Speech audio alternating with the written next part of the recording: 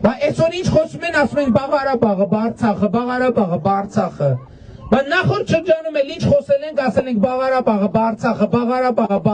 բայց վերջում ինչ պարզվեց։ Ասում են հող ենք կորցրել։ Այդ հողը ինչով է մեր եղել։ Ինչով է մի հատ բացատրեք ինչով է մեր եղել։ Չեմ ուզում մահացած մարդկանց հետևից խոսամ, բայց ասենք մի քանի գեներալների տիրապետության տակ, որ ցորեն գցեն ընդեղ ասենք ենթադրենք, էդ է եղել, ինչով է մեր եղել։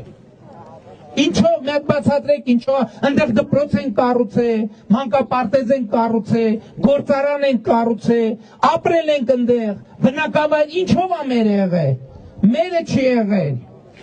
Մերը չի եղել։ Ոչ միայն այդ մերը չի եղել, այլև օգտագործվել է նրա համար, որ Հայաստանն էլ մերը չլինի։ Ես պատասխանատու ասում եմ։